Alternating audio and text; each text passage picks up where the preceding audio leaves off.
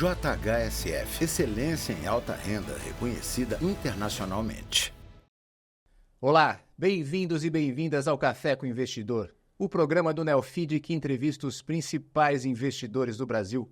Eu sou Ralph Manzoni Júnior e o meu convidado de hoje é Ulisses Neme. Ele é CEO da Sparta, uma gestora de crédito privado que tem 17 bilhões de reais sob gestão. Ulisses, tudo bem? Ralph, obrigado pelo convite, um prazer estar aqui com você. Vamos começar pelo começo. Como surgiu a Sparta? Bom, a Sparta tem uma história longa já, são 31 anos de história. Ela foi fundada pelo meu pai, que a gente chama de seu Vitor, que é um engenheiro agrônomo. A gente começou com carteira administrada, clube, focado em commodities mesmo, coisas de agrônomo. E o primeiro fundo que a gente lançou foi em 2005, o Sparta Cíclico, um fundo agressivo, bem arrojado, foco em commodities agrícolas. E aí, em 2010, a gente começou a frente de crédito privado, de uma maneira bem despretensiosa no começo, pequenininho, começamos do zero. E ao longo do tempo fomos crescendo bastante nessa frente. Hoje, 99% do que a gente tem sob gestão é, de fato, focado aí no crédito privado high grade, que é crédito de empresas de melhor qualidade. Hoje, então, praticamente tudo que vocês fazem está focado em crédito privado. E que tipos de créditos? Então, a gente é focado em crédito privado, de empresas de alta qualidade, instituições financeiras, algumas operações estruturadas também. Então, a gente divide assim, o total sob gestão. A gente tem quase 7 bilhões na parte de infraestrutura e daí a gente tem mais 5 bilhões em crédito de maneira geral, que também tem bastante infraestrutura, e mais 5 bilhões em previdência, que também tem bastante infraestrutura. Então, no final, os principais setores que a gente investe hoje são de infraestrutura. E são todos fundos incentivados ou não? Não, a parte de infra toda, os 7 bilhões é tudo incentivado, aí as outras partes não.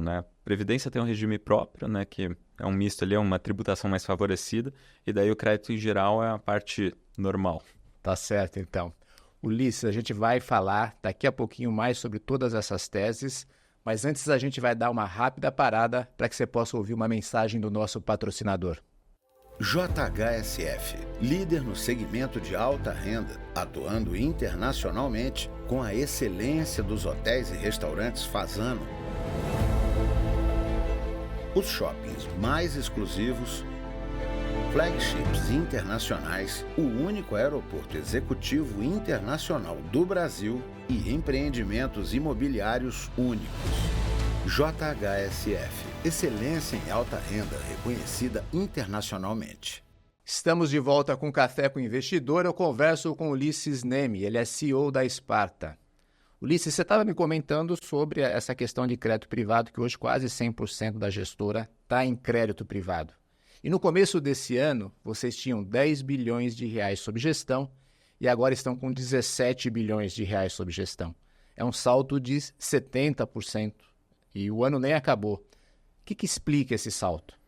Olha, Ralf, acho que a gente está num ano em que tem um interesse muito grande pela renda fixa, Então, a gente vê os níveis das taxas de juros, Acho que é o principal atrativo para os investidores, é o nível das taxas dos títulos públicos, Então, a gente até comentou recentemente nas nossas cartas mensais, O investidor pode escolher Selic de 11, pré de 12 ou IPCA mais 6,5 pelo prazo que ele quiser. Então, assim, são muito atrativos esses retornos e, ao mesmo tempo, os outros tipos de ativo com mais risco não estão com retornos atrativos ou, na percepção dos investidores, não estão com boas relações de retorno sobre risco. Então, tem realmente um interesse bem grande dos investidores pela renda fixa.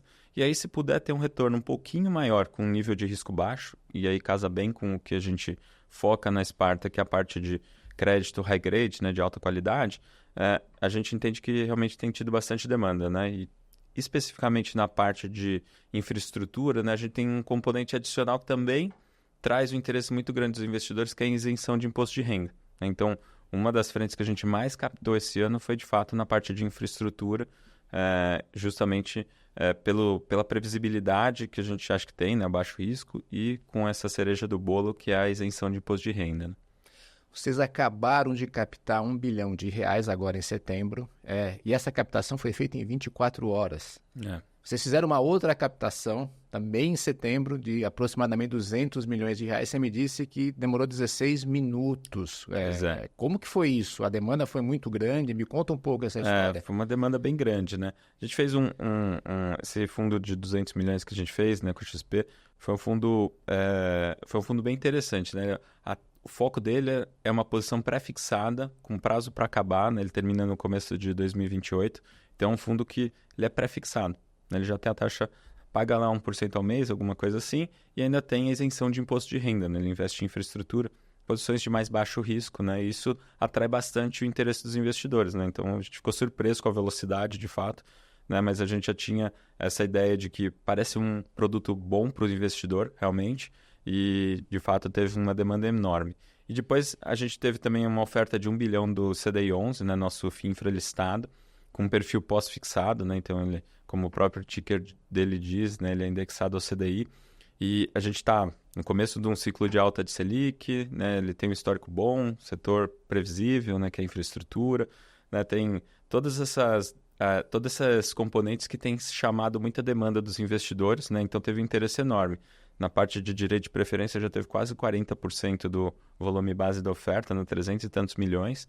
E depois, na fase pública da oferta, a gente teve mais de 2 bilhões de reais de demanda na primeira hora, né? Teve, inclusive, rateio. Fechou, em 1 hora não tinha mais. 1 hora não tinha mais. Quer dizer, tinha mais do que você previa para demanda. Muito mais, né? E é engraçado que, assim, a gente estava ouvindo bastante 2 perguntas no Roadshow, né? Tinha muita gente que perguntava assim, pô, mas onde que vocês vão alocar 1 bilhão nesse cenário, né? E outras pessoas que falavam assim, por que vocês estão fazendo uma oferta só de 1 bilhão? Não dá para fazer maior, né?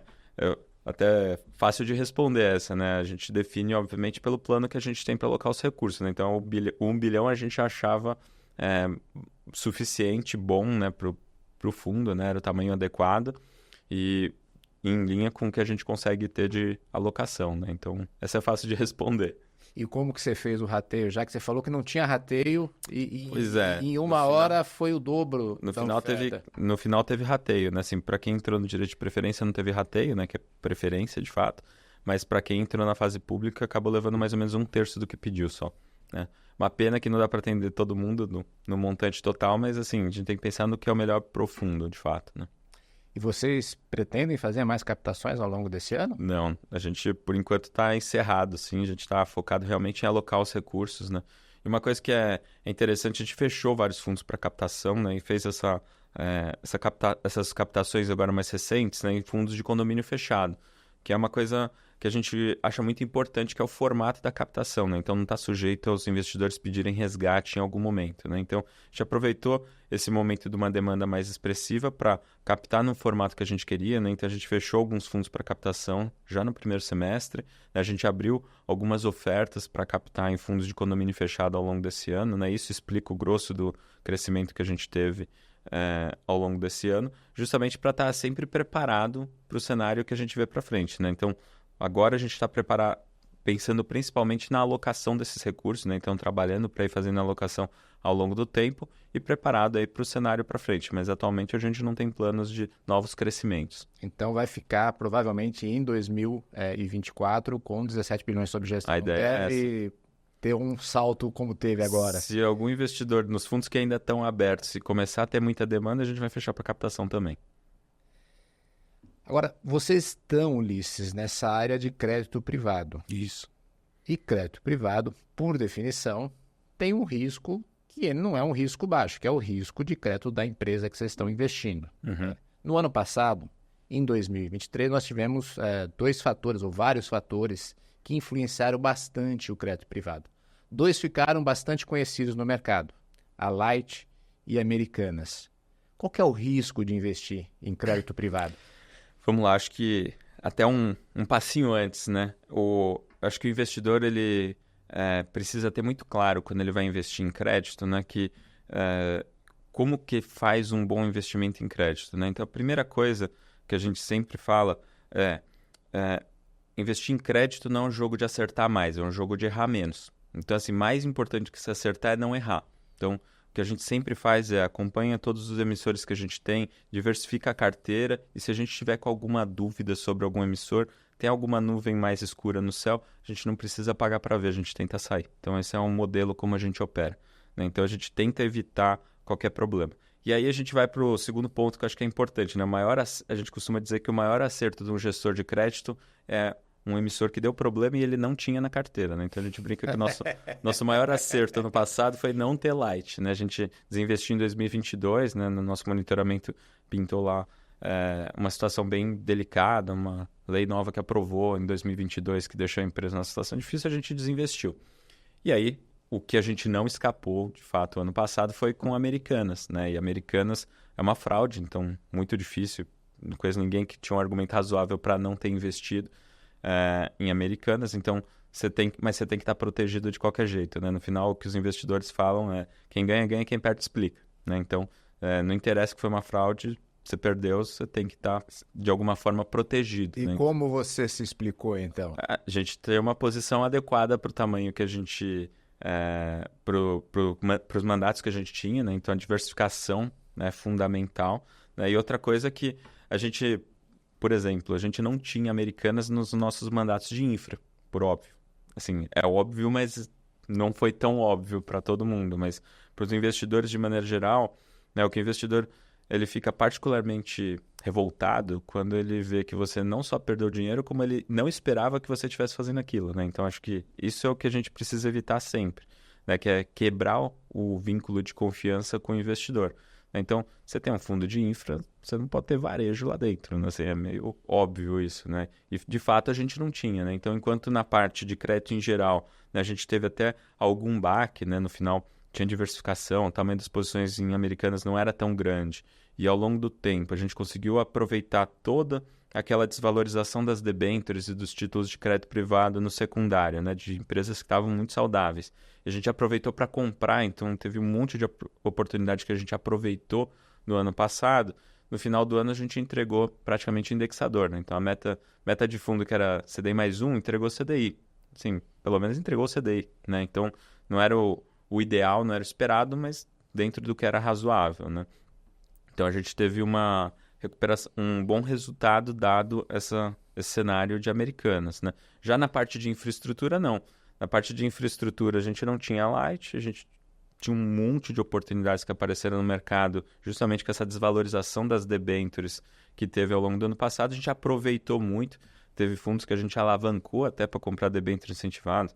A gente comprou debêntures incentivadas em fundos não incentivados até, ou seja, realmente a gente comprou bastante debênture incentivada no primeiro semestre do ano passado e acabaram que elas se recuperaram super bem e depois ainda esse ano tiveram um fechamento bastante expressivo de spreads. Né? Então, uma valorização muito grande e acabou trazendo um retorno espetacular. Né? Então, no passado a gente começou com um pouco mais de 8 bi sob gestão e terminou o ano com 10. Né? Então, assim, mesmo num ano desafiador, a gente ainda assim conseguiu crescer.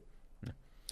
Vocês atuam majoritariamente ou 100% em high grade, que em tese é um risco menor. São boas empresas que a chance de calote é bem menor do que outras empresas. Mas Americanas acho que é um caso high grade, quer dizer, há risco também quando você investe em empresas high grade. Sim, sempre tem risco. Assim, não tem nada que não tem risco, né? Senão não teria retorno, né, adicional em relação ao título público, né? É isso que a gente gosta de dizer. Se tem um retorno a mais, tem risco. Inclusive, Ralf, acho que é até legal comentar um ponto, né? Que a gente vê muito essa pergunta, né? O investidor, às vezes, ele olha lá, CDI mais 5, né? E é engraçado que o investidor fala do CDI mais 5 como se fosse, assim, olha, tem um retorno ali, né? E um gestor treinado de crédito, ele olha para CDI mais 5 e ele fala, nossa, tem risco. E aí você fala, não, é CDI mais 5 isento. Daí ele fala, tem risco pra caramba. Então, assim, um gestor de crédito, um gestor profissional, ele olha para uma taxa de retorno, ele fala, cara, ele tem risco, então, na verdade, eu vou ter que ter alguma estratégia ou de minimizar, né, o quanto eu posso ter de perda com esse tipo de ativo, ou com portfólio, garantia, enfim, ter que fazer algum tipo de estratégia para lidar com isso, ou então buscar riscos mais baixos, de fato, né? Então, a gente não navega no mundo do CDI mais 5, né? A gente navega no mundo do CDI mais 1, CDI mais 2, e é isso que a gente se propõe a entregar para os investidores, por outro lado, sem entregar grandes surpresas para os investidores, né? E normalmente a gente só pensa nos investidores para tomar nossas decisões, né? Então, o investidor, ele quando escolhe renda fixa, tipicamente ele fala assim, eu quero bons resultados, com boa previsibilidade, sem surpresas negativas, né? Porque dificilmente você vai ter assim, olha, uma surpresa aqui, ganhar um monte de dinheiro a mais, não sei muito bem como, né? Não existe isso, né? Então, quando tem notícia, quando sai um pouco do script em qualquer tipo de investimento, é porque tipicamente é uma notícia ruim, que o investidor não está esperando na renda fixa, né? Então, a gente foca muito nisso. Atualmente, os spreads de crédito privado estão bastante comprimidos, né? Quando você compara a taxa de título público com taxa de título privado, está bem baixinha, 1%, um pouco mais do que 1%. Qual que é o risco disso? Essa é a pergunta que fazem bastante para a gente, em especial mais recentemente, né? A gente também tem abordado isso nas nossas cartas, né? Quando você tem uma demanda muito forte pela renda fixa, né, o preço desses ativos se valoriza, né? Então, a perspectiva de ganhos para frente ela fica menor, né? Por óbvio. Então, você tem os spreads eles ficam mais magros, né? E aí tem muita gente que pensa assim, olha, se os spreads estão mais magros, uma hora eles vão abrir, eles vão... uma molinha que está apertada, uma hora vai soltar, uma hora vai corrigir esses preços, né? As pessoas pensam muito em reversão à média, né? Por outro lado, acho que o que tem acontecido que explica o grosso desse fluxo que a gente está vendo para a renda fixa não é o retorno adicional pelo crédito, né? Na verdade, o investidor ele não acorda todo dia e fala assim, hoje eu vou financiar as empresas brasileiras, né? Assim, o investidor não pensa assim, o investidor ele olha lá para as taxas dos títulos públicos e fala, gosto, já são bem atrativas, não estou com apetite para tomar muito risco porque elas já são suficientes. Se eu puder ganhar um pouquinho a mais com muito pouco risco, eu quero. E se puder não pagar imposto de renda, melhor ainda, né? Porque ninguém gosta de pagar imposto de renda. Então, assim, esse é o grosso do movimento que a gente tem visto, né? E a gente viu que o grosso do movimento que teve de aplicação nos fundos de crédito são os fundos de crédito mais líquidos. Por quê? Você teve as alterações nas regras de LC e LCA que estavam funcionando como reserva de liquidez para muitos investidores e que, de repente, a alternativa que surge para esses investidores é os fundos de crédito com alta liquidez. Não é os que a gente tem lá na Sparta, mas é o que tem de monte no mercado, né? E esses fundos, eles captaram bastante. Então, eles compram ativos de ótima qualidade de crédito. Atualmente, qualidade de crédito não é um ponto que preocupa a gente, mas, de fato, com spreads um pouco mais comprimidos, tem que tomar alguns cuidados.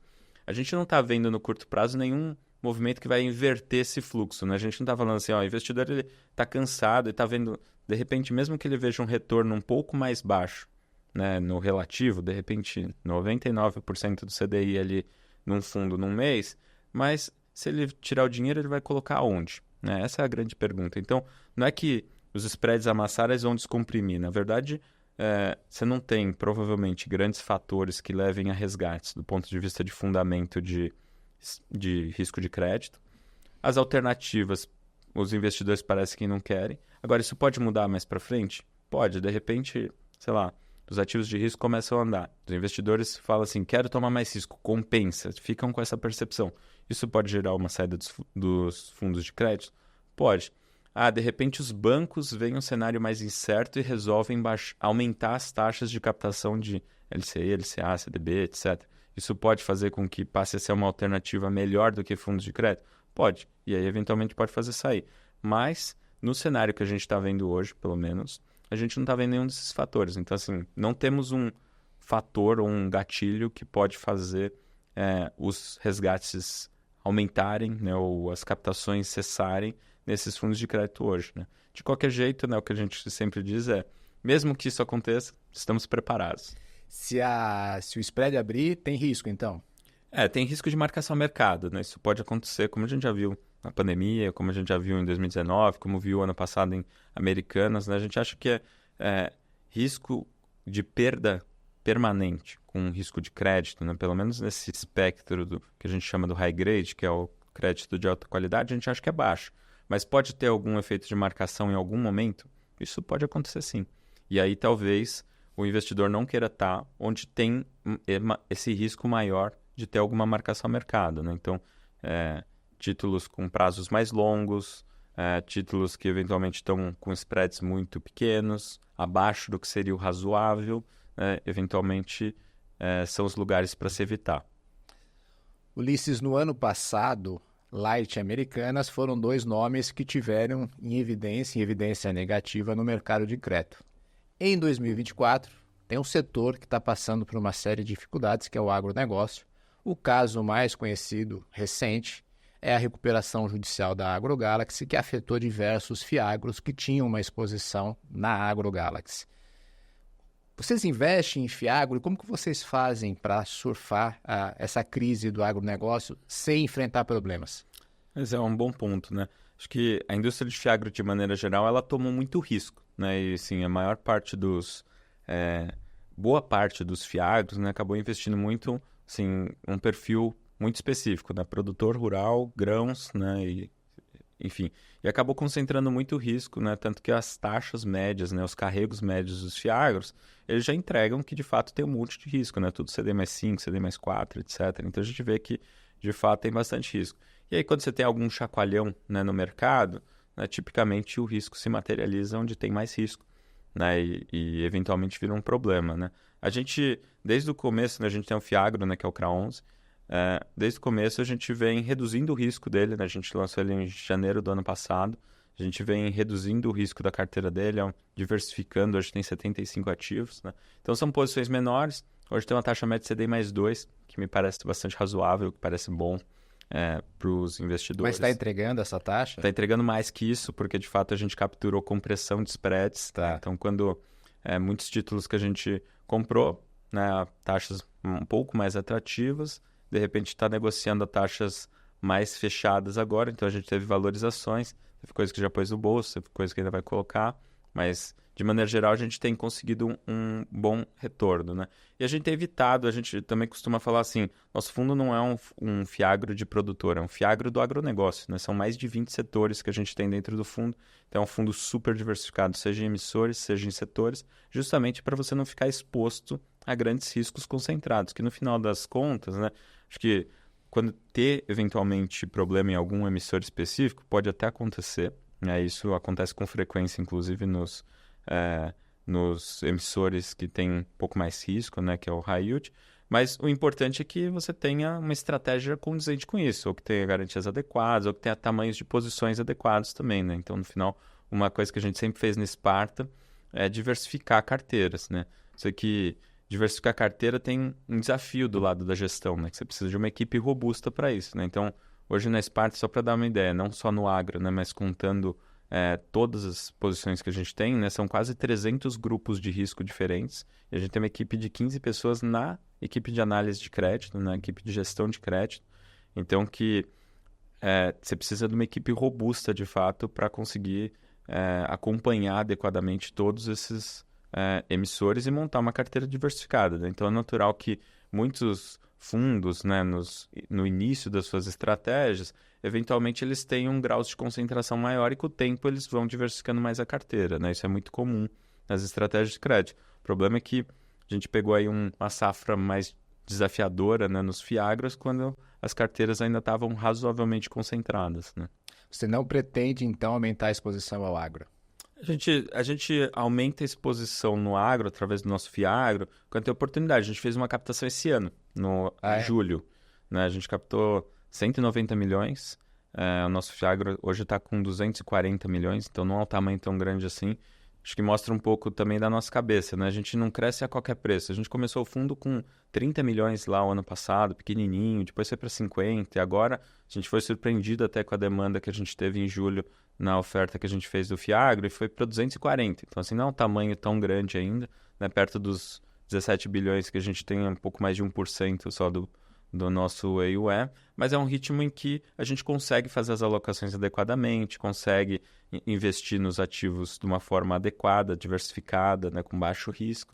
Então, a gente não cresce a qualquer preço, a gente cresce quando tem oportunidade, né? Então, tem que cliente em primeiro lugar, a gente cresce quando tem oportunidade e do jeito certo. Então, crescer num Fiagro, que é um condomínio fechado, que vai comprar operações que talvez sejam um pouquinho mais ilíquidas, mas ele também não admite resgate. Então, assim, funciona, né? A gente fez oferta, aumentou a liquidez para os investidores na B3, que tem a cota do CRA 11, etc. Então, assim, para o investidor, ele viu uma carteira mais diversificada, né, mais liquidez. Então, assim, a gente entende que é isso. Tem que colocar sempre o investidor em primeiro lugar. Posso dizer, então, que você está comprado usar esse termo, comprado em infraestrutura. É nosso principal setor na Sparta, sem dúvida. É isso. A gente... Mesma piadinha, né? Ninguém acorda falando que vai financiar a infraestrutura, né? O investidor não acorda falando isso, né? Mas por que a gente gosta tanto de infraestrutura, né? No final a gente está falando de emissores de alta previsibilidade, setores regulados, que ajudam a reduzir o risco, né, desses setores, da operação dessas empresas, e tipicamente sem competição, né? Então as empresas até têm a competição na hora de ganhar a concessão, mas na hora que elas vão fazer o financiamento, né, que vão começar a executar a operação da concessão, já não tem mais competição, né? Então você tem mais previsibilidade, né? Então o que a gente gosta de fato no setor de infraestrutura é isso. Previsibilidade é o fato de que você faz investimentos e depois você tem um período grande para você receber o seu investimento de volta, mas com fluxo de caixa razoavelmente previsível, né? Afinal é isso, investir em crédito tem tudo a ver com previsibilidade. Ulisses, o governo está fazendo uma série de modificações nesse setor aí de fundos, né? Teve a taxação sobre fundos exclusivos. Qual que é o impacto disso para o mercado?